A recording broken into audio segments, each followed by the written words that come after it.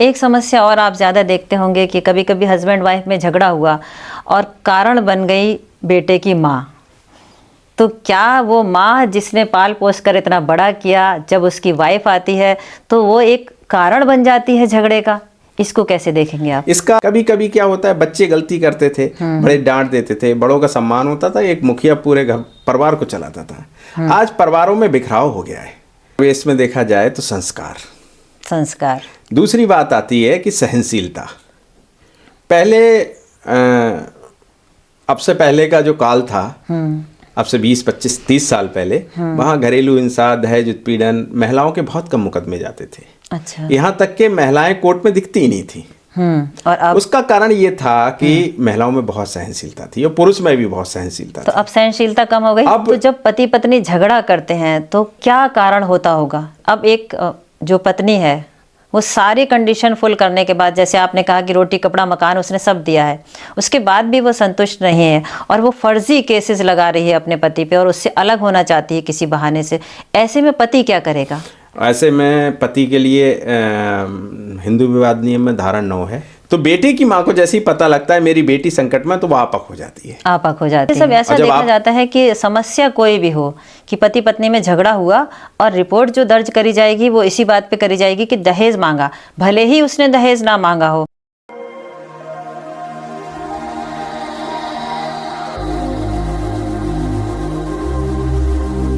आज के पॉडकास्ट में आप सभी का स्वागत है।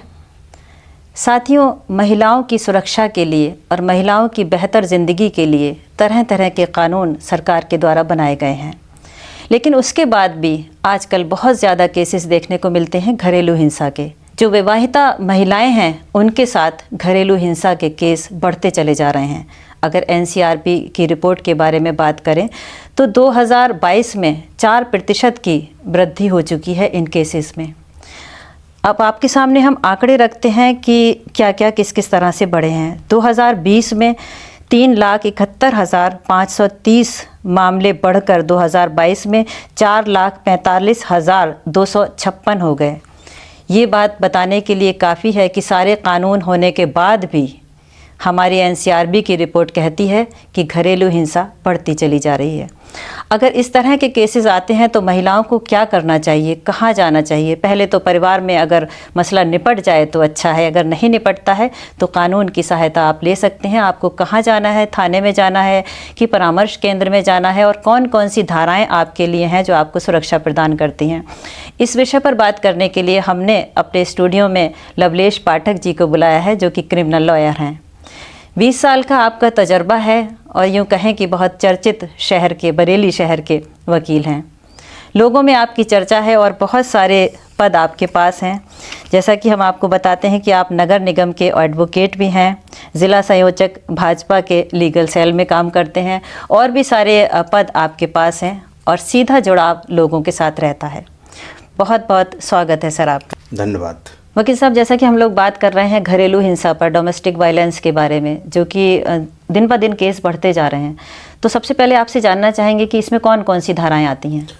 ये महिलाओं से घरेलू हिंसा संरक्षण अधिनियम 2005 सरकार द्वारा बनाया गया है जी, जिसमें सेक्शन 18 से लेके और 23 तक सेक्शन 18, 19, 12, 20, 21, 22, 23 इसमें अलग अलग रेमेडीज़ हैं। जैसे 12 में इंटरिम रिलीफ है कि अगर केस फाइल करती है कोई महिला तो उसे तत्काल इंटरिम रिलीफ दी जाए, एक माहवार रकम दिलवाए। 23 है, 23 में भी इंटरिम रिलीफ है।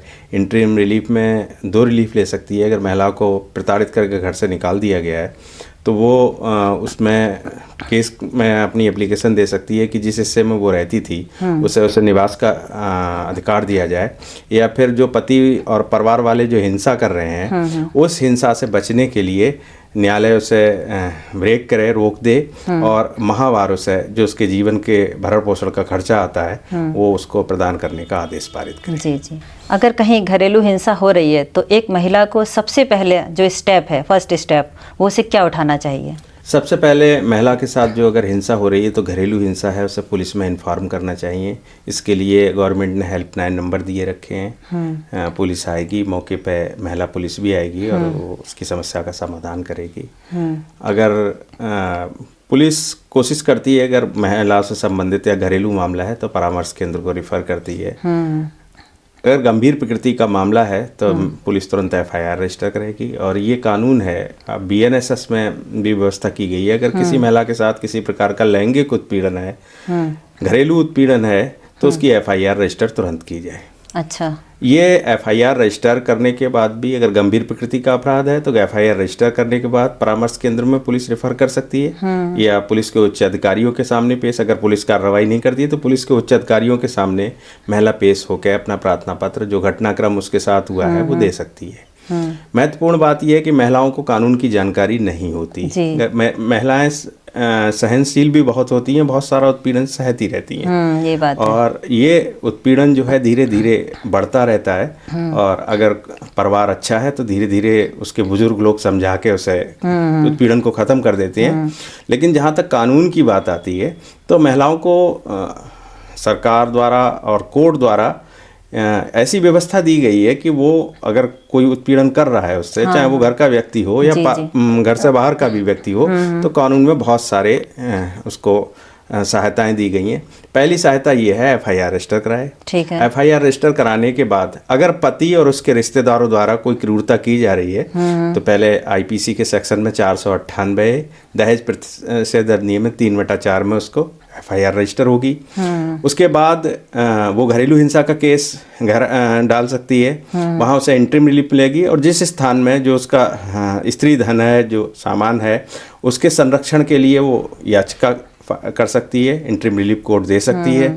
इसके अलावा फैमिली कोर्ट में, पारिवारिक न्यायालय में वो केस फाइल कर सकती है। 125 सीआरपीसी पहले कहा करते थे, अभी 144 बीएनएसएस में वो केस फाइल कर सकती है। और वो धाराओं के नाम बदल गए हैं। धाराओं के नाम बदल गए हैं। अच्छा। और 144 बीएनएसएस और 125 समानांतर हैं, केस फाइल करेगी, उसमें भी इंटरिम रिलीफ मिल सकता है।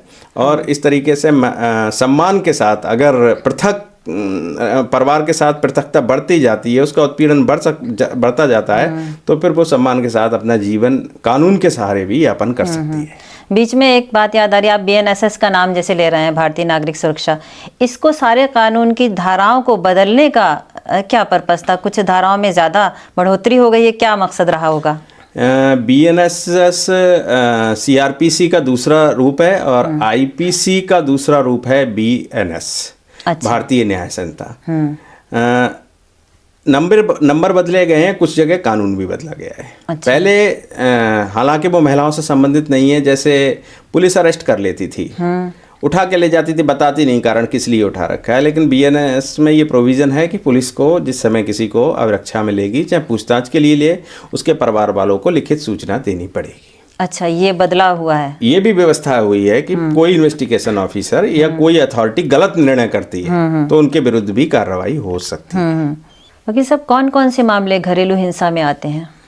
घरेलू हिंसा में पति और उसके रिश्ते द्वारा कोई हिंसा की जाती है, वो मामला घरेलू हिंसा के अधिनियम के तहत आता है। अगर महिला से उसका स्त्री धन, उसके जो मौलिक अधिकार हैं वो छीन लिए गए हों, वो घरेलू हिंसा के अंतर्गत आते हैं। महिला को किसी प्रकार का कोई खर्चा न दिया जा रहा हो पति द्वारा, जो उसका भरण पोषण है, वो भी घरेलू हिंसा के अंतर्गत आता है। इस तरीके से ये भी कहा जा सकता है कि जो मूलभूत आवश्यकता है, रोटी, कपड़ा, मकान और सम्मान, तो कानून में ये व्यवस्था की गई है कि अगर रोटी 125 सीआरपीसी, 144 सीआरपीसी भरण पोषण की व्यवस्था है कि उसकी व्यवस्था उसके पति और उसके परिवार वालों को करनी पड़ेगी। घरेलू हिंसा में 23 में है, सेक्शन 12 में है कि उसके परिवार वाले, उसका पति प्रतिमाह उसका भरण पोषण का खर्चा देगा।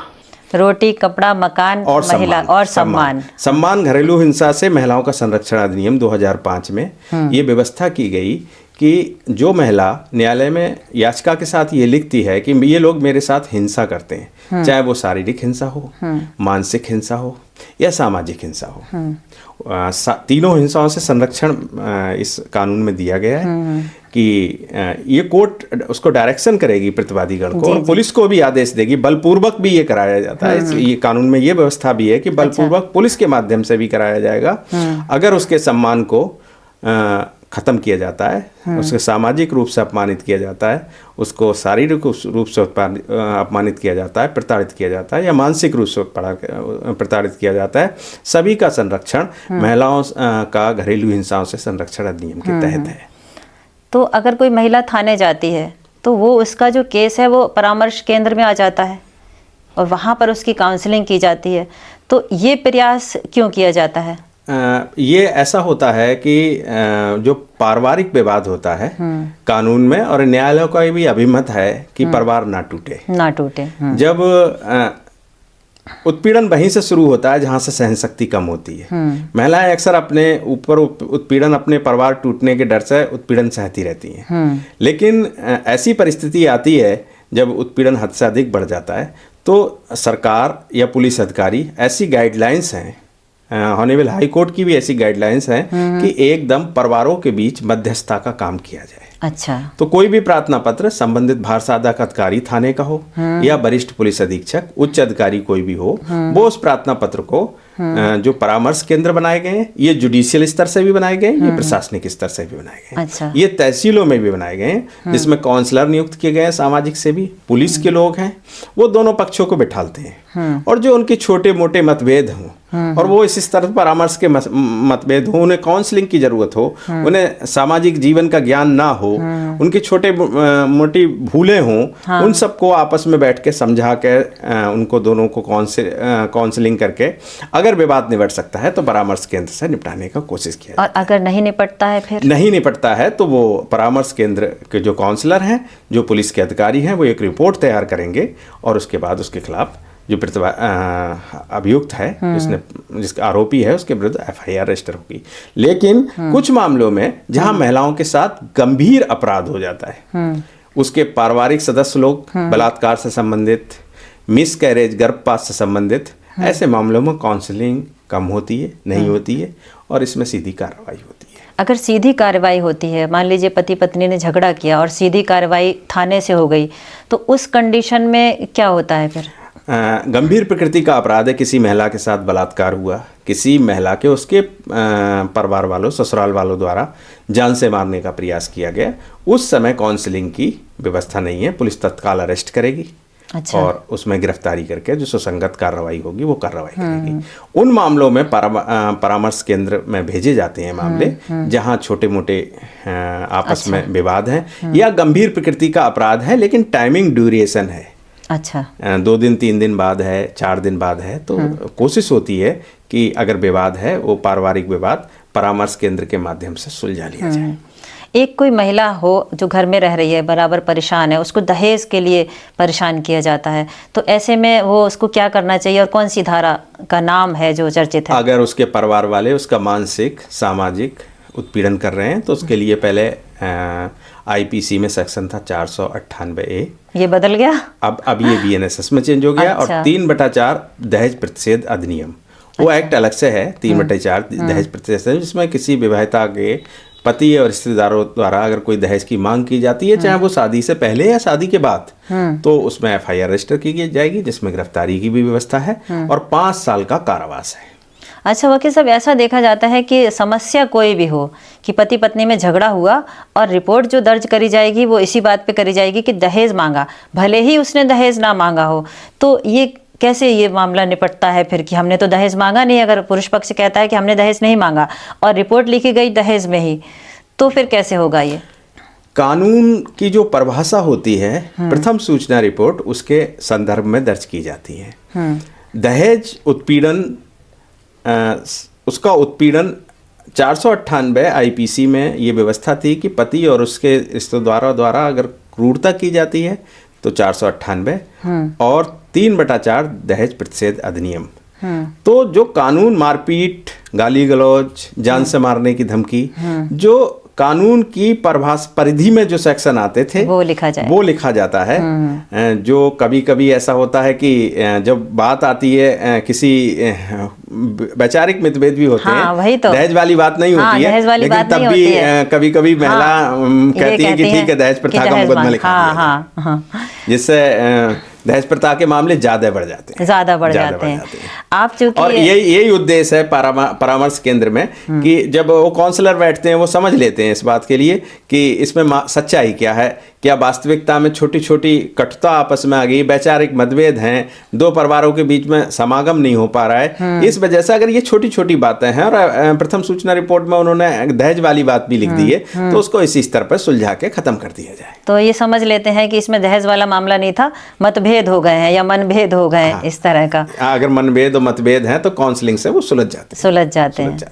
आप चूंकि वकील हैं और आपके पास इस तरह के केसेस ज़्यादा आते होंगे, तो जब पति पत्नी झगड़ा करते हैं तो क्या कारण होता होगा, कौन सा कारण मुख्य लगता है आप? इसका अगर सामाजिक परिवेश में देखा जाए तो संस्कार। दूसरी बात आती है कि सहनशीलता। पहले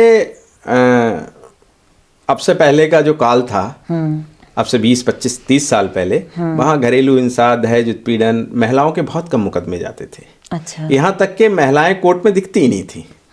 और अब उसका कारण ये था कि महिलाओं में बहुत सहनशीलता थी और पुरुष में भी बहुत सहनशीलता तो थी। अब सहनशीलता कम हो गई। अब जो आज का भौतिक वातावरण आया है, पश्चिमी संस्कृति का आया है थोड़ा सा, तो इस समय सुविधाएं बढ़ी हैं लेकिन संस्कार कम हुए हैं, सहनशीलता कम हुई है। थोड़ा सा ही ईगो हर्ट करने लगते हैं आज जो बच्चे हैं या जो परिवार में महिलाएं हैं या पुरुष हैं, उनकी जो जीने की व्यवस्थाएं हैं, जो कला है, उससे वो मानसिक तनाव के शिकार होते हैं। और जब मानसिक तनाव के शिकार होते हैं उनकी सहन शक्ति कम हो जाती है, और जब उनको सहन शक्ति कम होती है वहाँ से अपराध का जन्म होता है। तो परिवार को बचाने के लिए पति पत्नी को क्या कुछ करना चाहिए, आपसे टिप्स लेंगे। आपस में प्रेम का व्यवहार रखें, एक दूसरे से लगातार बात करते रहें। कभी भी अगर कोई किसी से शिकायत है तो बड़ों से शेयर करें, और सबसे प्रमुख बात यह है कि संयुक्त परिवार को महत्व दें। कभी कभी क्या होता है, बच्चे गलती करते थे, बड़े डांट देते थे, बड़ों का सम्मान होता था, एक मुखिया पूरे परिवार को चलाता था। आज परिवारों में बिखराव हो गया है, बेटा अलग है, पिता अलग हैं, ताऊ, चाचा, ना, बुआ, बहुत सारे रिश्ते होते थे जो परिवार को एक सूत्र में बांध के रखते थे। वो सूत्र टूट गया है। अलग अलग रहने से जो अलग थलग बच्चे हो गए हैं, जॉब करते हैं, पति पत्नी रह रहे हैं, छोटी सी बात हुई, पत्नी अपना जॉब कर रही है, पति अपना जॉब कर रहा है, शाम को आए, झगड़ा हो गया, एक पुलिस आ गई, थाने में FIR की बात आ गई। पहले क्या था, एक संयुक्त परिवार था, और संयुक्त परिवार में वो मुखिया, ये सहन शक्ति जहाँ से खत्म होती थी, मुखिया का काम वहाँ से शुरू हो जाता था। वो दोनों पक्षों को डांटता था, पत्नी को भी डांटता था, पति को भी डांटता था। और जो आप मामले थे, जो आंकड़े आते हैं, क्या आपने आंकड़े बताए, वो आंकड़े कम होते थे वो। तो ज्वाइंट फैमिली इसमें एक रोल अदा करती थी। ज्वाइंट फैमिली रोल अदा करती थी, रिश्ते रोल अदा करते थे, सामाजिक परिवेश रोल अदा करता था। तो बहुत सी ऐसी पुरातन काल की बहुत सी ऐसी अच्छाइयाँ थीं जो परिवार को जोड़े रखती थी। एक समस्या और आप ज़्यादा देखते होंगे कि कभी कभी हस्बैंड वाइफ में झगड़ा हुआ और कारण बन गई बेटे की माँ। तो क्या वो माँ जिसने पाल पोस कर इतना बड़ा किया, जब उसकी वाइफ आती है तो वो एक कारण बन जाती है झगड़े का? इसको कैसे देखेंगे आप? इसका मूल कारण ये है, एक बेटे का परिवार होता है, पति का परिवार, और एक पत्नी का परिवार होता है। वो पति का परिवार जो होता है, उसके परिवार वाले, उसके माता पिता उसे अपने परिवार का सदस्य मानते हैं, और पत्नी जो बेटी होती है, उसकी माँ बाप भी उसे अपनी बेटी को अपने ही परिवार का सदस्य मानते हैं। लेकिन चूंकि सच्चाई ये है कि उन दो परिवारों के बीच एक नए परिवार का भी जन्म हुआ है। लेकिन दोनों परिवार उसको नए परिवार ना मान के अपना अपना परिवार मानते हैं। अच्छा। और इस परिवार के चक्कर में तीनों परिवार उलझ जाते हैं। बेटे की माँ से बहू उसे गलत तरीके से मानने लगती है, और बेटी चाहती है कि मेरी माँ को भी सम्मान दिया जाए, और वो माँ अलग अलग माँ हो जाती हैं, अलग अलग पिता हो जाते हैं। लेकिन सच्चाई ये है कि उनको अपना परिवार समझना चाहिए। दोनों परिवारों को ये मानना चाहिए कि एक नए परिवार का जन्म हुआ है और हमें इनके सहयोग करना चाहिए। इन्हें सहयोग की आवश्यकता है, हमारे मार्गदर्शन की आवश्यकता है, हमारे अनुभव की आवश्यकता है। तो अनुभव उन पर थोपा ना जाए। अनुभव उन पर थोप के उन्हें अनुभव सिखाया जाए, समझाया जाए कि हमने जो जीवन जिया है उस जीवन को अभी आपको जीना है, और आज से अपनी ट्रेनिंग शुरू कीजिए। अक्सर क्या देखा जाता है कि लोग कहते हैं कि नहीं, बेटी की माँ बहुत दखल देती है इसलिए हमारा परिवार टूटता है। क्या जो बेटी के लिए प्रेम है माँ का, क्या कहीं ना कहीं वो घर को तोड़ने का काम करता है? सबसे ज़्यादा अगर अपने घर बचाने की कोशिश करती है तो बेटे की माँ करती है। बेटे की माँ करती है, क्योंकि सबसे ज़्यादा अगर परिवार से प्रेम होता है तो बेटे की माँ को होता है, और सबसे ज़्यादा प्रभावित होती है तो बेटे की माँ होती है। सही कहा आपने। क्योंकि बेटे की माँ ने बेटे को जन्म दिया है पूरा जीवन, और उसकी बड़ी एक उम्मीद होती है कि मेरी बहू आएगी और मेरा घर जो है खुशियों से भर जाएगा। तो बेटी की माँ का जो प्रेम है वो घर बिगाड़ सकता है ज़्यादा अगर प्रेम किया तो? नहीं, ऐसा नहीं है, बिगाड़ नहीं सकता, लेकिन अनुभवहीनता की बेटे की माँ को ये ज़रूर समझना चाहिए कि अब मेरा बेटा एक नए परिवार का जन्म दे रहा है। कोई पेड़ जब शुरुआत में होता है तो उसे पानी की आवश्यकता होती है, सींचने की आवश्यकता होती है।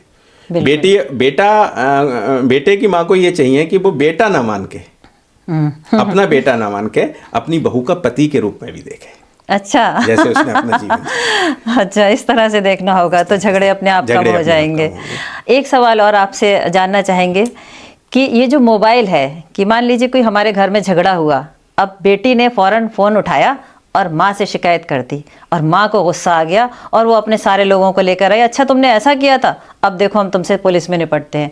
तो क्या ये पारिवारिक झगड़े इस तरह से बढ़ नहीं रहे हैं? मैंने पहले सामूहिक संयुक्त परिवार की बात कही थी। अगर बहू को ये लगता है कि मुझे कोई परेशानी है, वो अपने ससुर को बताए, हाँ, अपनी सास को बताए, अपने परिवार के रिश्तों को और को बताए, अपने मैके में ना बताए। मेरा मानना ये है कि परिवार वाले उसी बेटे को डांटेंगे, उस बेटे को जो है, जो उसमें कमियां हैं उसे दूर करेंगे। हाँ। लेकिन चूंकि बेटी घर छोड़ के आई है और जब आपक हो जाती है तो बेटी को वो संस्कार, वो बात नहीं बता पाती, वो सहनशीलता का नहीं समझा पाती, जो वो परिवार जो बिल्कुल नज़दीक से देख रहा है, दोनों परिवारों की जो बात हो रही है, बेटे की माँ है, बेटे के पिता हैं, बुआ हैं, मौसी हैं, वो देख रहे हैं उस परिवेश को, वो जानते हैं उस बेटे की आदत को, उसकी कमियों को, और वो सुलझाने की कोशिश और बेटी की माँ देख नहीं रही है प्रत्यक्ष रूप से नहीं दे, उसने बेटी का व्यवहार देखा है और बेटी का कष्ट देख लिया और एकदम गुस्से में आ गई। तो कहीं ना कहीं परिवार टूटने का कारण बनती है बेटी की माँ। बेटी की माँ कारण नहीं बनती है, लेकिन बेटी की माँ का प्रेम और बेटी की माँ को उस परिवार में जिसका उसका विवाह हुआ है, वहाँ के संस्कार, वहाँ का माहौल का ज्ञान नहीं होता। अच्छा। और वो अपने परिवेश के अनुसार, जैसे उसने लालन पालन किया है अपनी बेटी का, उसी के अनुसार चलाना चाहती है कि ससुराल में भी तुम ऐसे ही करो। हाँ, ससुराल में ऐसा नहीं चलता, ससुराल में ऐसा नहीं चलता। लेकिन बेटी है, हमारे यहाँ एक वृक्ष होता है जिसको हम लोग चावल धान कहते हैं, वो 21 दिन तक उसकी पौध दूसरी जगह रहती है, तब तक वो बड़ी कमज़ोर सी रहती है। और जैसे ही उस पौध को निकाल के किसी खेत में लगा दिया जाता है, वो धान के पौधे के रूप में बहुत लहलाने लगती है। बहुत अच्छी उसी तरीके से बेटी हाँ, की बात है कि जब तक वो अपने मायके में रहती है उसका विकास नहीं हो पाता पूरा, वो केवल अपने जो कर्तव्यों है उसका निर्वहन करती है, पढ़ती लिखती है, माँ बाप के साथ रहती है, लेकिन जब वो पति के साथ आती है तो जीवन में एक बदलाव होता है। उस बदलाव में दोनों परिवारों को सहयोग करना चाहिए, इस बदलाव को स्वीकार करना चाहिए और दोनों को मार्गदर्शन करना चाहिए, रिश्तों को समय देना चाहिए, रिश्तों को समय देना चाहिए। जी, हम लोग बहुत अच्छा डिस्कशन कर रहे हैं, हमारे पॉडकास्ट के जो व्यूअर्स हैं वो सुनते होंगे और ज़रूर फ़ायदा उठा रहे होंगे। परिवार के झगड़े क्या थाने पुलिस से निपट सकते हैं? परिवार के झगड़े नहीं निपट सकते, अपराध की रोक हो सकती है। अच्छा। अगर अपराध हो रहा है कहीं तो कोई क्राइम हो रहा है तो उसको पुलिस रोक सकती है। और जो परिवार का झगड़ा है, परिवार की शुरुआत होती है प्रेम से। किसी कवि ने कहा है कि प्रेम तो ऐसो कीजिए जैसे ईख समान, जहाँ गांठ तहाँ रस नहीं, यही प्रेम पहचान। बहुत अच्छा। जहाँ गन्ने का एक पौधा होता है तो गन्ने के पौधे के नीचे भी रस होता है और ऊपर भी रस होता है, लेकिन जहाँ गांठ होती है वहाँ रस नहीं होता है। ऐसे ही जिस परिवार में प्रेम के बीच में कोई गांठ पड़ जाती है वहाँ प्रेम खत्म हो जाता है। तो प्रेम ऐसा कीजिए जहाँ गांठ ही ना हो, तो ये रिश्ते सुधर सकते हैं। समाज में आजकल जो चल रहा है, मोबाइल से चल रहा है या किसी से भी चल रहा है, तो जो प्रेम विवाह हैं, लव मैरिज, वो ज़्यादा टूटती हैं क्या? प्रेम विवाह होता ही नहीं है, वो आकर्षण का विवाह होता है। एक दूसरे की भावनाओं को समझ लेने के बाद, एक दूसरे से आकर्षित होने के बाद विवाह होता है। प्रेम का अगर विवाह है तो प्रेम एक ऐसा निश्चल शब्द है जिसके बाद कुछ बचता नहीं है। प्रेम का मतलब होता है त्यागने से, कि हमारा कुछ नहीं है, सब तुम्हारा है। जो तुम्हें अच्छा लगे, किसी फिल्म में गाना है, तुमको हो पसंद वो हमार बात कहेंगे, वही बात करेंगे। तुम दिन को अगर रात को हो तो हम रात कहेंगे। तो ऐसे जहाँ रिश्ते होते हैं वहाँ कानून की आवश्यकता नहीं पड़ती, वहाँ खुशियाँ होती हैं, फूल खिलते हैं। जहाँ गांठ नहीं होती, सिर्फ प्रेम होता है। जहाँ त्याग होता है, समर्पण होता है, वो परिवार बहुत खुशियों के साथ चलते हैं।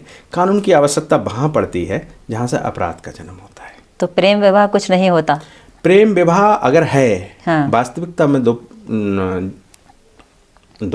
स्त्री में या पुरुष में हाँ। प्रेम है वास्तविकता, तो प्रेम के बाद तो टूटने का सवाल ही नहीं होता। लेकिन अक्सर क्या देखा जाता है कि जैसे आपने कहा कि वो प्रेम विवाह नहीं, वो आकर्षण होता है। जिंदगी की जब सच्चाई सामने आती है तो वहाँ पर रिश्तों में खटास शुरू हो जाती है। वो प्रेम फिर कहाँ चला जाता है? वो जो प्रेम होता है वो वास्तविकता में जो पक्ष है, वधू पक्ष या वर पक्ष या लड़का लड़की कह सकते हैं, वो उन दोनों लोगों के बीच का है और वो उस माहौल का प्रेम है। विवाह के बाद माहौल चेंज हो जाता है। विवाह के बाद दो परिवार जुड़ जाते हैं, बहुत सारी जिम्मेदारियां जुड़ जाती हैं। उस परिवारों के, दोनों परिवारों के बीच में सामंजस्य ना बिठालना, पूरे समय साथ रहना, अपने जीवन की योजना करना, इसमें कहीं भी परिस्थिति और मन स्थिति दोनों में विरोधाभास होता है, तभी तनाव होता है, फिर टकराव होता है और ये इसी तरीके से असफल हो जाते हैं। बात हम लोग महिलाओं की कर रहे हैं, अब थोड़ी सी बात पुरुषों की कर लेते हैं कि शादी हुई, हस्बैंड वाइफ दोनों हैं, एक पति जो थका हारा घर से अपने काम करने के बाद घर आता है और उसकी पत्नी उसकी माँ की शिकायतें लेके बैठ जाए, तो वो पति क्या सोचता होगा ऐसे में? सहन शक्ति है उसकी, अगर सहनशील है तो वो उसको भी सहन कर लेता है और एक दिन उसकी सहन शक्ति टूट जाती है, वहीं से फिर टकराव और परिवारों में कटुता पैदा हो जाती है, झगड़े शुरू हो जाते हैं। तो किस तरह से घर को सहनशील, अगर कोई सहनशील नहीं है तो जाहिर सी बात है कि झगड़ा होगा, फिर वो थाने पहुंच जाएगा। उस थाने में जो भी सोल्यूशन निकला या नहीं निकला, क्या वापस फिर वो दोनों लोग साथ रह सकते हैं? मेरा अपना मानना है जी कि पति पत्नी के, अभी मैंने कहा जहां गांठ तहां रस नहीं। एक बार अगर विवाद हो जाता है तो उस विवाद की जो दोबारा प्रतिक्रिया होती है कि तुमने ये किया था, तुमने वो किया, तुम थाने गए थे, पत्नी को शिकायत रहती है, तुमने थाने में वो कहा था, कि तुम्हारी मम्मी ने ये कहा था, वो पुलिस के सिपाही ने मेरे चांटा मार दिया तुम्हारी वजह से, और वो कटता फिर सुलझ नहीं पाती। मेरा मानना तो ये है कि अगर पति पत्नी के बीच में छोटी मोटी बात है तो वो संयुक्त परिवार में बैठ के सुलझाएं या आपस में एक दूसरे से डिस्कस करें, चाहे कोई भी धर्म हो, चाहे वो इस्लाम हो, चाहे सनातन धर्म हो, सिख धर्म हो या ईसाई धर्म हो। जो धर्मों के सिद्धांत हैं सभी ने एक बात सिखाई है कि प्रेम से बड़ा कोई नहीं। अभी बहुत से ऐसे वाक्यात आए हैं कि अगर आपस में जिन परिवारों में स्नेह एकता है वही परिवार सफल होते हैं, सक्सेस होते हैं। और वहाँ भी महिला, हम सनातन धर्म में कहा है कि यत्र नारी पूजनते रमनते तत्र देवता, बड़ा कानून बनाया है। कुरान में भी व्यवस्था है कि बहुत सम्मान कीजिए आप महिलाओं का, कहीं ऐसा नहीं है कि अपमान कीजिए, महिलाओं को बहुत हिफाजत से रखिए, ये कुरान में भी। तो धर्मशास्त्रों को भी हम लोग भूलते जा रहे हैं, अपने संस्कारों को भूलते जा रहे हैं। आधुनिक माहौल में केवल अपने स्वार्थ में जीने की कोशिश करते हैं और पैसे को ही सब कुछ समझ जाते हैं, आधुनिक सुविधाओं को सब कुछ समझ जाते हैं। इससे भी टकराव का एक कारण है। तो घर के झगड़े घर में निपटा लिए जाएं, घर में लिख रहे, घर के बड़ों के माध्यम से निपटा लिए जाएं और आपस में हमारे धर्म ग्रंथ, हमारे संस्कार, हमारे जो नीति शास्त्र हैं, जो भी हमारे मजहब से सिखा रहे हैं, उन बातों को भी देखा जाए कि कैसे हमारे पुरखों ने जीवन जिया। अगर ये सब कुछ नहीं होता है, फिर कानून की बात पे आते हैं कि किसी भी पति पत्नी ने तलाक का केस वहाँ डाल दिया, तो कितना समय लगता है दोनों को अलग होने के लिए? हिंदू धर्म में अलग है। हिंदू विवाह अधिनियम की धारा 13 में अगर 7 क्लॉज दिए हुए हैं कि 7 कारण हैं जिसमें क्रूरता है, नपुंसकता है, परिवार द्वारा उत्पीड़न है, अवितज्जन है, व्यभिचारण है, ये सारे कारण हैं। अगर इनको ग्राउंड्स बना के सेक्शन 13 में चाहे पति हो चाहे पत्नी हो, दोनों पक्षों से ये तलाक डाला जा सकता है। मुस्लिम विवाह पृथक्करण अधिनियम 1939 में एक व्यवस्था की गई कि अगर महिला को ये लग रहा है मेरा पति गायब हो गया है, मेरा पति मुझे उत्पीड़न कर रहा है, मेरा पति मेरे लायक नहीं है, तो वो न्यायालय में प्रधान न्यायाधीश पारिवारिक न्यायालय के न्यायालय में मुकदमा दायर कर सकती है। कितना समय लगता है तलाक मिलने में? चूँकि न्यायालय की प्रक्रिया पे निर्भर करता है, स्लो प्रक्रिया है, स्लो प्रक्रिया है, समय लगता है। हिंदू विवाह अधिनियम में व्यवस्था है कि दोनों पक्षकार अगर सहमति से हैं विवाह विच्छेदन याचिका आयोजित करते हैं, सेक्शन 13B में ये व्यवस्था है कि वो संयुक्त याचिका आयोजित करें, 6 महीने के अंदर उसका निस्तारण कर दिया जाएगा। तो ये जो भरण पोषण का भत्ता होता है, ये कौन सी कंडीशन में डालना चाहिए और कब मिल सकता है? ये तो भरण पोषण का एक अधिकार है। अगर किसी के पति द्वारा, उसके परिवार द्वारा उसे घर से निकाल दिया गया है, वो मायके में रह रही है, जैसे ही वो उनका अलगाव होता है उसी दिन से ये ज्यूरिडिक्शन क्रिएट हो जाता है और महिला न्यायालय में जाके अपनी याचिका भरण पोषण के लिए दे सकती है। तो इसमें ये कर देते हैं पेच लड़के लोग कि भाई हमने तो अपनी आमदनी दिखाई ही नहीं है, तो हमारे लिए तो बनेगा ही नहीं पैसा। कोर्ट का डिस्क्रिएशन है इस पर। माननीय उच्च न्यायालय, माननीय उच्चतम न्यायालय ने बहुत सारी विधि अवधारणाएं दी है कि चाहे आप मजदूरी करते हो या फिर कुछ भी करते हो, जो न्यूनतम आय आपकी निर्धारित की गई है सरकार द्वारा, उतना भरण पोषण का 1/2 आपको देना पड़ेगा। अच्छा, इस बीच में अगर उनके पास बीच में बच्चा है, औलाद है कोई उनकी, तो ये भत्ता जो है क्या बढ़ जाता है? 18 वर्ष से छोटी आयु के बच्चे जो हैं वो माँ के पास हैं, तो उनका भी भरण पोषण उसके पिता को देना पड़ेगा। तो ये भरण पोषण का जो कानून है वो पत्नी के लिए अधिकार देता है, नाबालिग बच्चों का अधिकार देता है, और माता पिता को अपने बच्चों से भी ये अधिकार देता है कि माता पिता वृद्ध हैं और कमजोर हैं, तो उनके बच्चों को भी उनको माता पिता के लिए भरण पोषण का धनराशि अदा करनी पड़ेगी। जी, ये तो हो गई कानून की बात महिलाओं की तरफ से। अब एक जो पत्नी है वो सारी कंडीशन फुल करने के बाद, जैसे आपने कहा कि रोटी कपड़ा मकान उसने सब दिया है, उसके बाद भी वो संतुष्ट नहीं है और वो फर्जी केसेस लगा रही है अपने पति पे और उससे अलग होना चाहती है किसी बहाने से, ऐसे में पति क्या करेगा?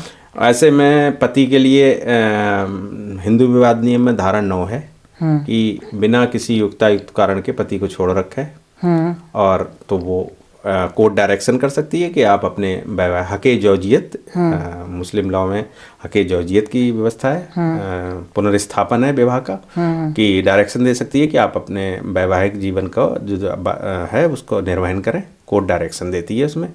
और पति के लिए ये है, अगर कोई उसके साथ आपराधिक कृत्य हो रहा है तो BNS में और IPC के सेक्शन है जिनके तहत पत्नी के खिलाफ भी मुकदमा दर्ज होता है। पत्नी के खिलाफ भी कर सकते हैं? अगर वो मारपीट करती है, हिंसा करती है, गाली गलौज करती है, जो सुसंगत धाराएं हैं उसका अपराध होता है उसके सासाथ, और कोई ऐसा कृत्य करती है तो उसमें पति और पत्नी का मामला नहीं, केवल दहेज उत्पीड़न को छोड़ के, दहेज प्रतिषेध अधिनियम को छोड़ के, 498 को छोड़ के, जो भी IPC या BNS जो प्रेजेंट टाइम में उनकी सुसंगत धाराओं में पत्नी के खिलाफ भी मुकदमा दर्ज किया जाएगा। तो ऐसा नहीं है कि महिला के लिए कानून है, पुरुष के लिए भी कानून है? पुरुष के लिए भी कानून, वो भी मदद ले सकता है? बिल्कुल ले सकता है, और उसको ये लगता है कि मेरी पत्नी वैवाहिक जीवन का निर्वहन मेरे साथ नहीं कर रही है, तो उसके साथ तलाक ले सकता है। ट्रिपल तलाक को अभी सरकार ने 2019 में बैन किया है, लेकिन तलाक ऐशन और हिंदू विवाह अधिनियम में सेक्शन 13 में ये व्यवस्था है कि पति भी तलाक की याचिका डाल सकता है। पत्नी अगर उसके